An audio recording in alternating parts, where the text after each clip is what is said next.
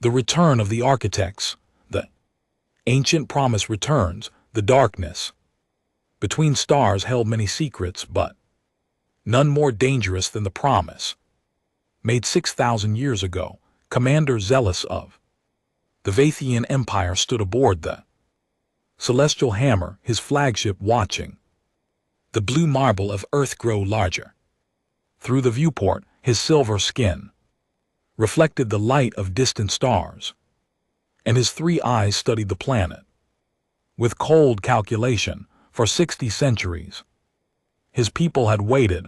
For 60 centuries, they had allowed their creation to mature like fruit on a vine. The Varathians were ancient beyond measure. They had walked among stars when most galaxies were young. They possessed technology that bent reality itself, ships that moved through dimensions and weapons that could unmake worlds. But their greatest achievement was not technology, it was biology. They were the architects, the seeders of life. Across 1,000 worlds, and Earth was one of their gardens. Zealous remembered the old records well. His ancestors had come to a primitive world covered in ice and simple life. They had taken the small, frightened primates they found there and changed them. Adjustments to DNA, improvements to the brain, modifications to allow for complex thought and tool use. The Varathians had created humanity as one might create a work of art, and now, after 6,000 years of growth, it was time to see what their creation had become. It was time to reclaim their property. The message that changed everything. Zealous activated the communication array.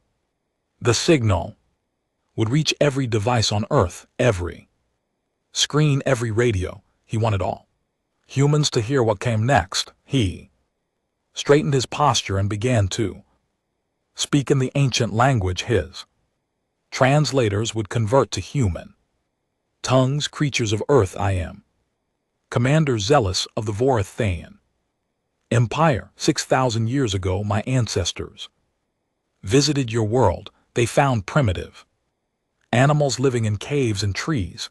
Those animals were you. We took pity on your helpless state. We reached down and lifted you up. We gave you intelligence, language, and the capacity for civilization. Everything you are, everything you have ever been exists because we made you. He paused, letting his words sink in across the planet below. Now we have returned to collect what is ours by right of creation.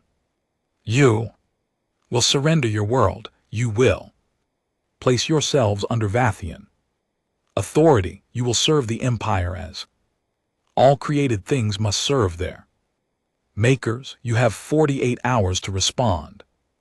Choose wisely. The transmission ended. Zoras turned to his second officer, younger Varathian named Thra. Begin scanning their civilization. I want to know their population, their technology level, and their military capability. They should be at roughly medieval development by now, perhaps early industrial if they've been fortunate. The unexpected response. What happened next was not what Zealous expected. Instead of silence or panic, Earth's response came within minutes. A human face appeared on his main screen. She was a woman with dark skin and gray hair, pulled back in a tight bun.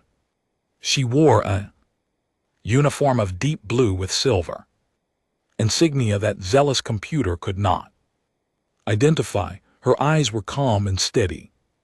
Commander Zealous, I am Dr. Sarah Chin, Defense Coordinator of the United Earth Alliance. We received your transmission. We've discussed it with our leadership. I'm authorized to provide you with humanity's official response.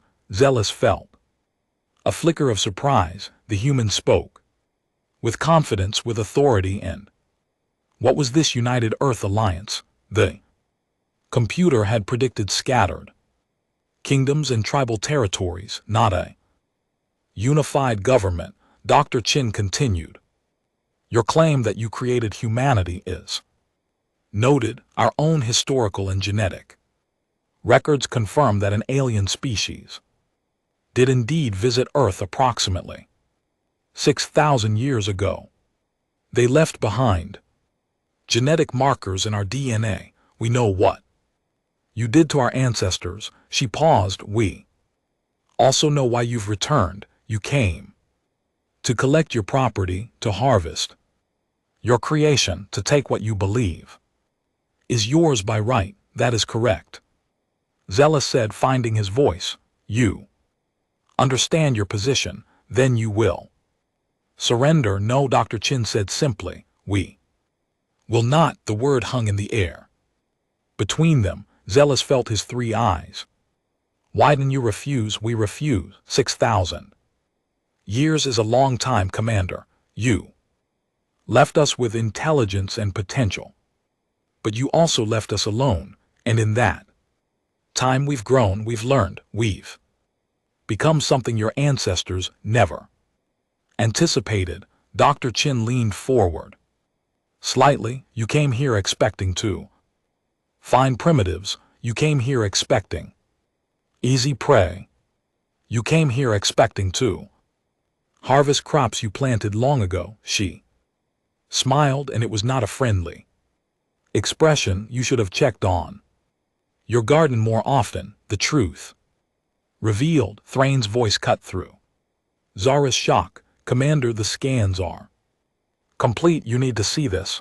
The main display changed. It showed Earth, but not the Earth from the Verithian predictions. This Earth blazed with light and energy. Massive structures orbited the planet in concentric rings.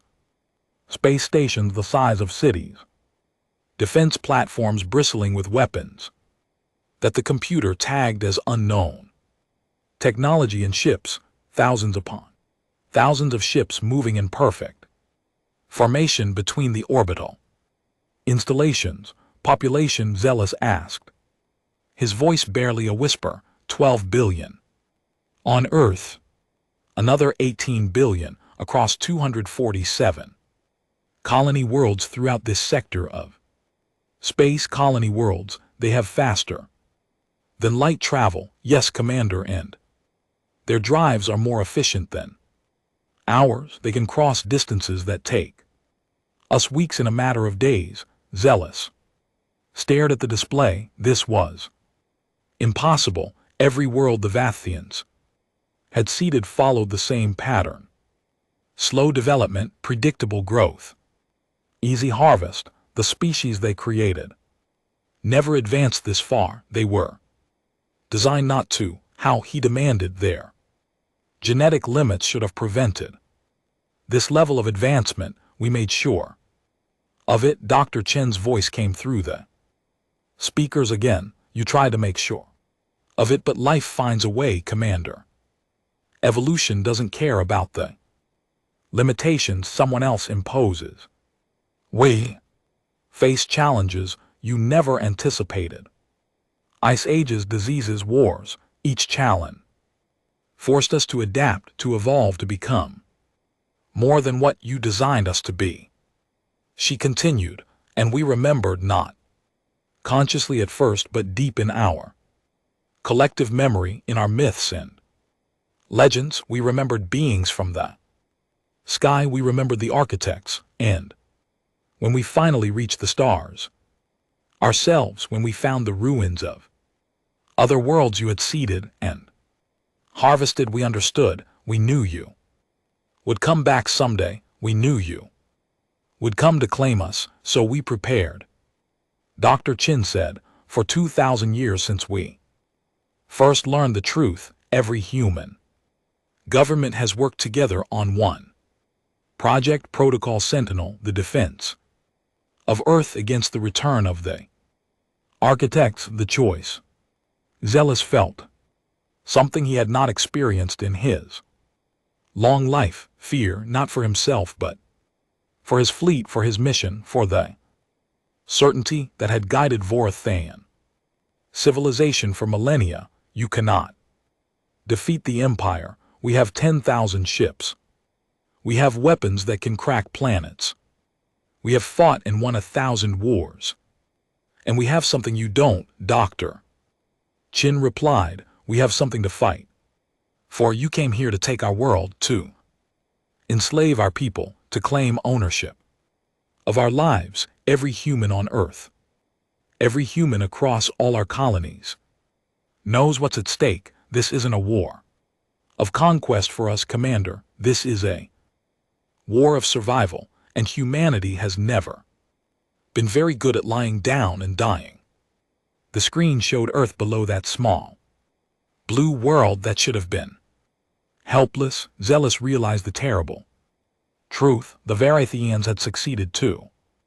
Well, they had given humanity intelligence, adaptability, and the drive to survive. They had created something that could think and learn and grow, and now, after 6,000 years, their creation had become something powerful, enough to challenge its makers. My fleet will arrive in full force within 6 hours, Zealous said.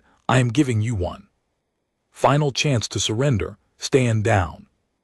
Your defenses, accept Vorathan authority or face annihilation, Doctor. Chen's expression didn't change. 6 hours.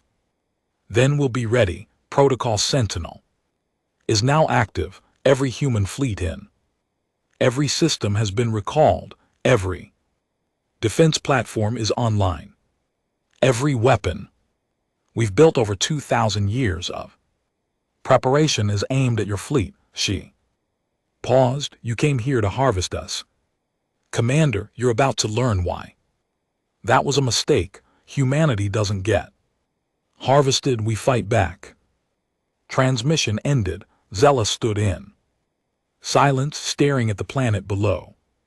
Somewhere in his mind, a small voice whispered that perhaps the Varathians had created something they should have left alone. Perhaps some seeds once planted should never be reaped, but it was too late for such thoughts. Now the fleet was committed. The war had begun. And in 6 hours the galaxy would learn whether the architects still ruled over their creations or whether humanity had truly become something beyond their makers' control. The battle for tomorrow. The gathering storm. Captain Marcus Rivera stood on the bridge of the U.S.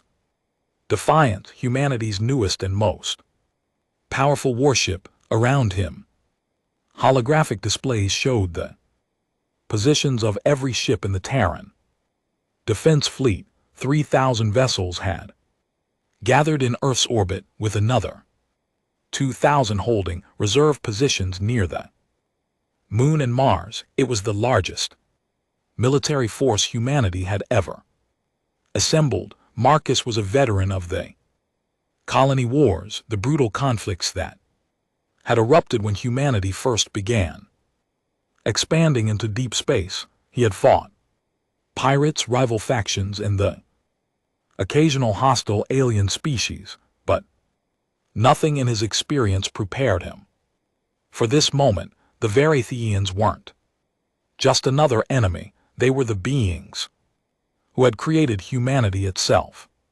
Fighting them felt like fighting history, like standing up against the gods themselves. His communications officer, Lieutenant Yuki Tanaka, looked up from her console. Captain, we're receiving tactical data from Defense Coordinator Chin. The Varathian fleet has entered the outer solar system.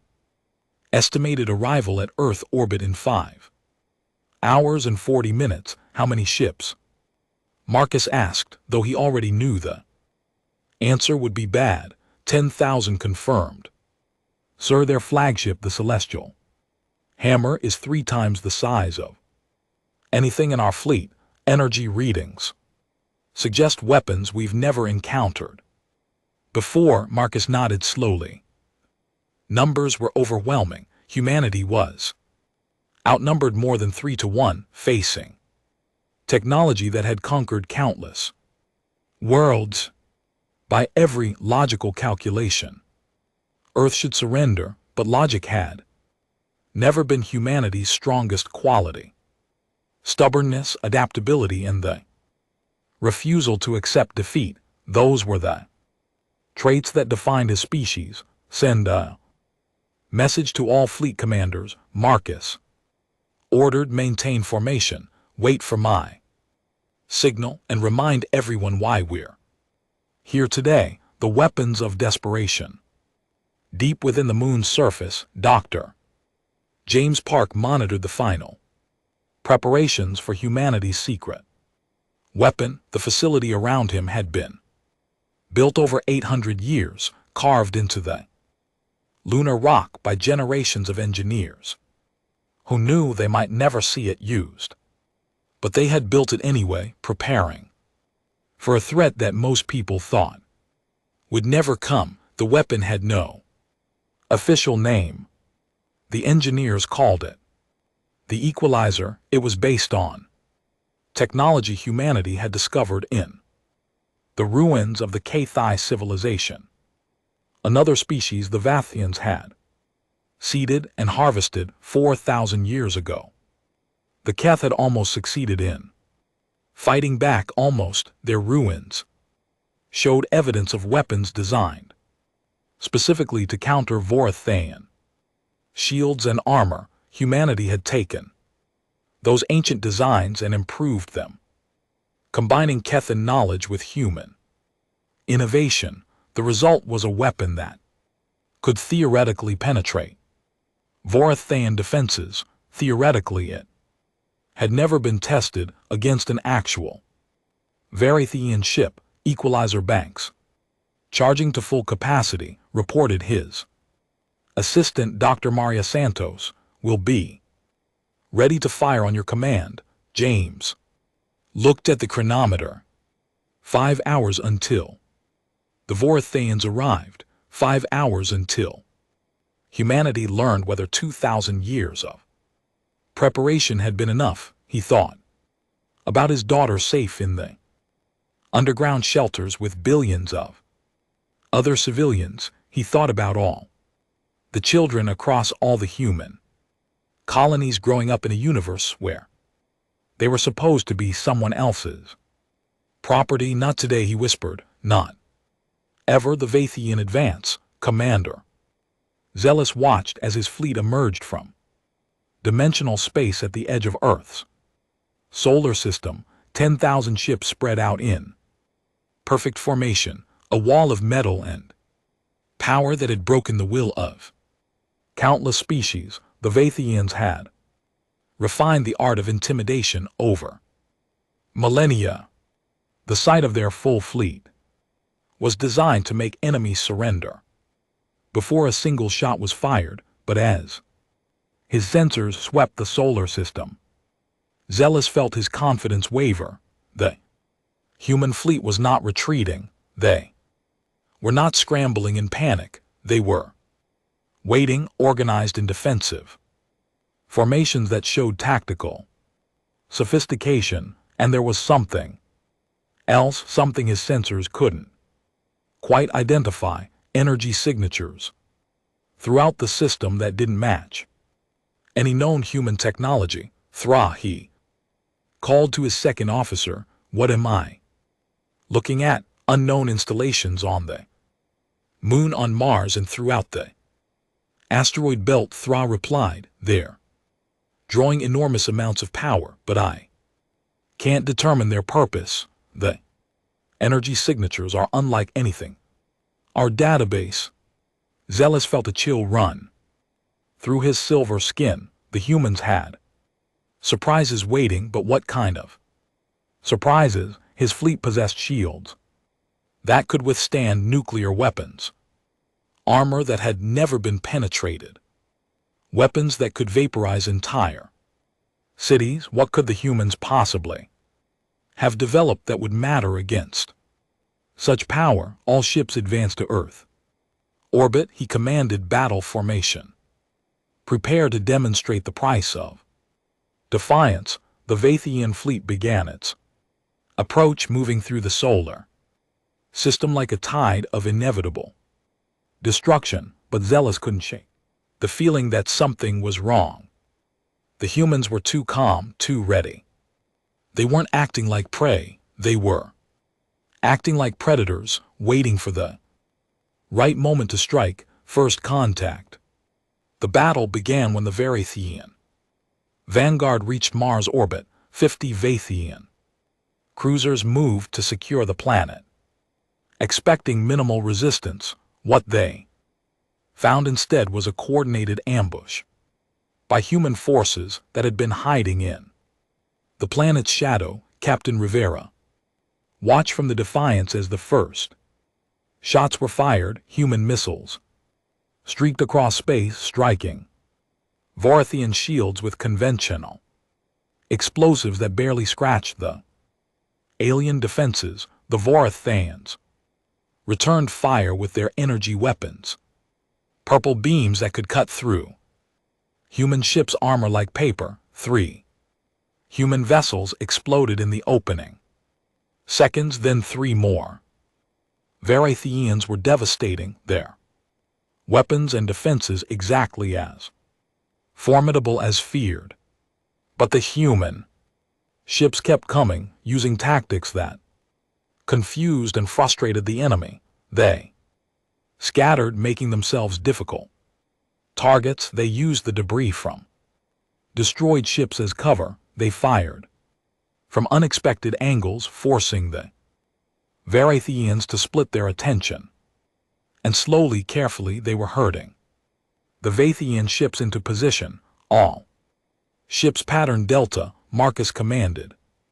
Draw them toward the lunar installations. The human fleet began to fall back, a fighting retreat that looked like desperation. The Varathians pursued, sensing victory. Their ships pushed forward, eager to crush the human resistance. They didn't realize they were being led into a trap. The Equalizer, Dr. James Park, watched his displays as the Vathian ships moved into range of the lunar weapons. His hands hovered over the firing controls. One chance, that's all they would get. If the Equalizer didn't work, if the K3 technology failed them, then Earth would fall. Range achieved, Maria reported. Vorathian flagship and primary battle group in optimal position. James didn't hesitate. Fire. The moon's surface erupted with light. Massive cannons hidden for centuries beneath the lunar dust revealed themselves and fired simultaneously. But these weren't conventional weapons. The beams they unleashed were based on quantum disruption technology designed to collapse Vathian shields by targeting the specific frequency patterns the aliens used. The beam struck the celestial hammer and the surrounding Varathian ships. For a moment, nothing happened. Then the Vathian shields flickered and failed. The mighty barriers that had never been breached simply vanished, leaving the alien ships exposed. Shields down, Maria shouted. The Equalizer works. All weapons concentrated fire, Marcus commanded across the fleet channels. Thousands of human ships opened fire simultaneously. Missiles, rail gun, projectiles, and energy weapons hammered the exposed Vathian vessels. The celestial hammer, the pride of the Vathian fleet, shuddered under the assault. Explosions blossomed across its hull. Secondary detonations rippled through its structure. Commander Zealous gripped his command chair as his flagship died around him. This is impossible. Our shields were designed by the greatest minds of the Empire. They cannot fail, but they had failed.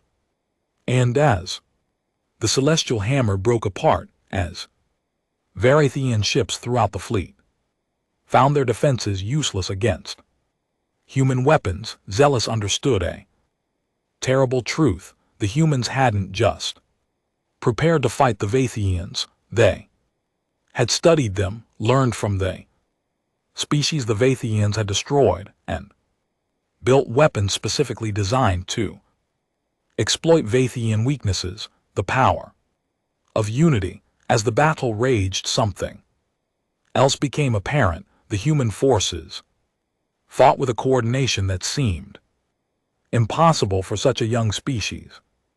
Every ship moved in concert with the others. Every attack was timed perfectly. Every retreat was calculated to draw the enemy into another trap.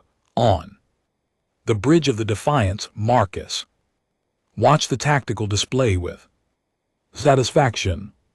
Protocol Sentinel wasn't just about weapons and defenses, it was about connection. For 2,000 years, humanity had developed neural network technology that allowed military commanders to think and act as one mind. Every captain in the fleet shared tactical data instantaneously. Every decision was made with perfect knowledge of the battlefield. The Varathians fought as individuals, each ship commander making their own choices.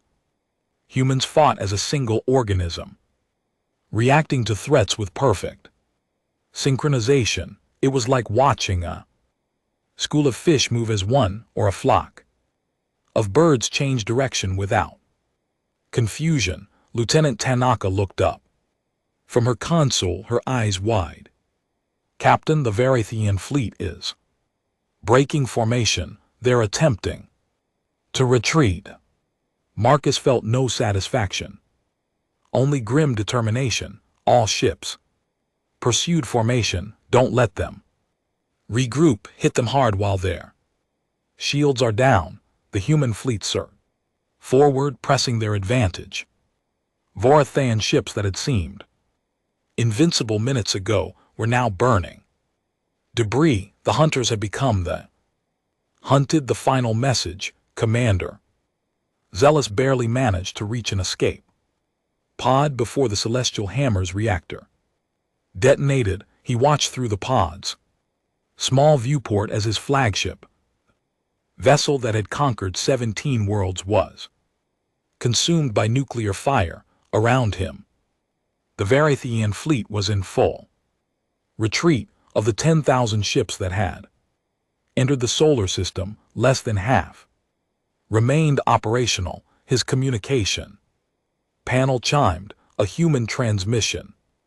He considered ignoring it, but curiosity won over pride. Dr. Sarah Chen's face appeared on his screen. Commander Zealous, I'm told you survived the destruction of your flagship. I'm glad. I want you to carry a message back to the Varathian Empire. Zealous said nothing, nursing his wounds and his shattered pride. Dr. Chen continued, you came here believing you owned us. You came here thinking we were your creation, your property, yours too. Harvest as you pleased, but you were wrong. Yes, your ancestors gave our ancestors intelligence. They gave us the tools to think and dream and build, but everything we've become since then, we did that ourselves. She leaned forward. We survived ice ages without your help. We cured diseases you never knew existed. We split the atom, reached the stars, and built a civilization across 200 worlds. We did all of that not because you designed us to, but because we chose to. Because humans don't accept limits. We don't accept fate. We don't accept that someone else gets to decide our future. Zealous finally found his voice. You were fortunate today. You won a single battle. The Empire will return with greater force. Let them come, Dr. Chen said calmly. Tell your Empire what happened here. Tell them that Earth is not a garden to be harvested. Tell them that humanity is not property to be claimed. Tell them that if they return, they'll face the same fate you did. She paused and tell them one more thing. Tell them thank you, Zorus. Repeated confused, thank you for giving our ancestors intelligence. Thank you for giving us the capacity to think and learn and grow, because those gifts we use them to become strong enough to defeat you. The tools you gave us to serve you became the weapons we used to win our freedom. Dr. Chin smiled. You created humanity to be your servants. Instead, you created something that refuses to serve anyone. That's the real lesson here, Commander. Be careful what you create. It might surprise you. Transmission ended. Zealous sat in his escape pod, surrounded by the wreckage of his fleet, and contemplated the ruin of everything he had believed. The Varathians were the architects, the masters of biological engineering, the creators of countless species, but they had never understood the most important rule of creation. Once you give something life and intelligence, it no longer belongs to you. Aftermath. Captain Marcus Rivera stood at the viewport of the Defiance, watching as cleanup crews began the grim work of recovering survivors and clearing debris. The battle had lasted 6 hours. Humanity had lost 800 ships and 60,000 souls, but Earth remained free. Around the planet, in cities and colonies, billions of people celebrated. They danced in the streets. They cried tears of relief. They held their children close and whispered that they were safe. The nightmare that had haunted humanity for 2 millennia was over. The architects had returned, and humanity had sent them running. Lieutenant Tanaka approached him quietly. Captain, we're receiving reports from all sectors. The surviving Varathian ships have left the solar system. Long-range scans confirmed they're heading back toward their home territory. Marcus nodded. Good, let them go. Let them carry the message back to their empire. Do you think they'll return? Marcus considered the question. Maybe, probably, but if they do, we'll be ready, and next time they'll know what they're facing. He turned from the viewport to look at his bridge crew. Young faces, determined faces, human faces that reflected every culture and nation Earth had ever known. We're not someone's creation anymore. We're not anyone's property. We're human, and that means we decide our own destiny. Deep in the lunar facilities, Dr. James Park shut down the equalizer systems and allowed himself a moment of relief. The weapon had worked. The Kathri destroyed 4,000 years ago had reached across time to help humanity survive. Their legacy lived on in the weapons that had saved Earth. Dr. Sarah Chin addressed the United Earth Alliance Council. Her voice carried across 200 worlds. Today, humanity proved something important. We proved that we're more than the sum of our creation. We proved that intelligence, once given, cannot be taken back. We proved that the children eventually outgrow their parents, and the created can surpass their creators. She paused, looking at the representatives from every human colony. The Varathians gave our ancestors a gift 6,000 years ago. They gave us the ability to think, to reason, to imagine. They thought it made us useful servants. Instead, it made us free. And today we use that freedom to defend our home, our families, and our future across the galaxy. In the Varathian home world, the survivors of the Earth expedition delivered their report. The High Council listened in stunned silence as Commander Zealous described the defeat. Shields that had never failed, weapons that barely scratch human defenses, tactics that seemed to predict every Varathian move. For the first time in 50,000 years, the Varathian Empire understood fear.